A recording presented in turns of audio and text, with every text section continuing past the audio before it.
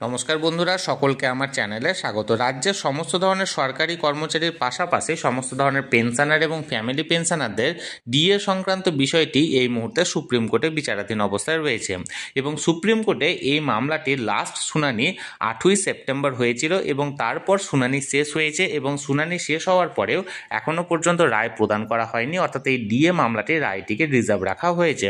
এখন এই ডিএ মামলাটির রায় কবে হতে পারে, এই রায় আদৌ কি সরকারি কর্মীদের পক্ষে আসবে কি আসবে না, তাই নিয়ে একটি গুরুত্বপূর্ণ আপডেট এই মুহূর্তে বেরিয়ে এসেছে। কি সেই খবরে কি বলা হয়েছে সকল কিছু আজকের ভিডিওতে বিস্তারিতভাবে আলোচনা করব। ভিডিওটি অত্যন্ত গুরুত্বপূর্ণ, তাই প্রথম থেকে শেষ পর্যন্ত অবশ্যই ধৈর্য সহকারে দেখবেন এবং ভালো লেগে থাকলে অবশ্যই একটি লাইক করবেন এবং সকলের সঙ্গে শেয়ার করবেন। আর সেই সাথে এই চ্যানেলে যদি প্রথমবার হয়ে থাকেন এই রকমের ইনফরমেটিভ ভিডিও আরও দেখার জন্য যারা এখনও পর্যন্ত এই চ্যানেলটিকে সাবস্ক্রাইব করেননি তারা অবশ্যই চ্যানেলটিকে সাবস্ক্রাইব করে নিতে ভুলবেন না। তাহলে চলুন আমরা বিস্তারিত জেনে নিই। অতি সম্প্রতি এই ডিএ কেস নিয়ে কনফেডারেশন অফ স্টেট গভর্নমেন্ট এমপ্লয়িজের সাধারণ সম্পাদক মলয় মুখোপাধ্যায় মহাশয়কে প্রশ্ন করা হলে তিনি জানান যে গত 8ই সেপ্টেম্বর 2025 মাননীয় দুই বিচারপতি, মাননীয় বিচারপতি সঞ্জয় কারোর মহাশয় এবং মাননীয় বিচারপতি প্রশান্ত কুমার মিশ্রার এজলাসে এই ডিএ মামলাটির লাস্ট শুনানি শেষ হয়েছিল এবং একটি ম্যারাথন শুনানি সেই সময় হয়েছিল বেশ কয়েকদিন ধরে এবং শুনানিটি শেষ হওয়ার পরেও 2 সপ্তাহের সময় দেওয়া হয় রাজ্যকে, যদি রাজ্যের কোনো কিছু বলার থাকে, নতুন কিছু বলার থাকে তাহলে সেটি রিটেন সাবমিশন করার, এবং তারপরে আবার কর্মী সংগঠনগুলিকে 7 দিনের সময় দেওয়া হয়েছিল রাজ্যের যুক্তিকে কাউন্টার করার জন্য এবং সব কিছুই সেপ্টেম্বর মাসের মধ্যে শেষ হয়ে যাওয়ার কথা।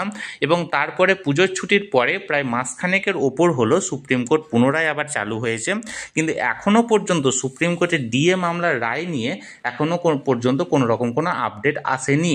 তার কারণ হলো সুপ্রিম কোর্টে এই ডিএ কেসটি এখনও পর্যন্ত কজ লিস্টে ওঠেনি।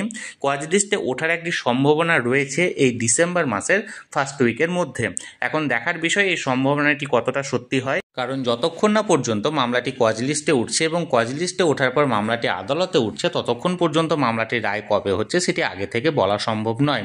তবে মলয়বাবুর কথা থেকে এটি স্পষ্ট যে তিনি প্রচণ্ড আশাবাদী যে এই মামলাটি ডিসেম্বর মাসের মধ্যে ফাইসালা হবে। এখন দেখার বিষয় এই মামলাটি কবে আদালতে রায়ের জন্য আসে। আমি সবসময় চোখ রেখেছি, যে কোনো আপডেট আসা মাত্র তৎক্ষণাৎ সেটা আপনাদের সঙ্গে শেয়ার করে দেওয়া হবে। তাই যারা যারা এখনও এই চ্যানেলটির সঙ্গে যুক্ত নেই অবশ্যই চ্যানেলটিকে সাবস্ক্রাইব করে চ্যানেলটির সঙ্গে যুক্ত হয়ে যান। আর এই ভিডিওটি ভালো লেগে থাকলে অবশ্যই একটি লাইক করুন এবং সকলের সঙ্গে শেয়ার করুন, আর সেই সাথে অবশ্যই চ্যানেলটিকে সাবস্ক্রাইব করে রাখুন। ধন্যবাদ, দেখা হচ্ছে পরের ভিডিওতে।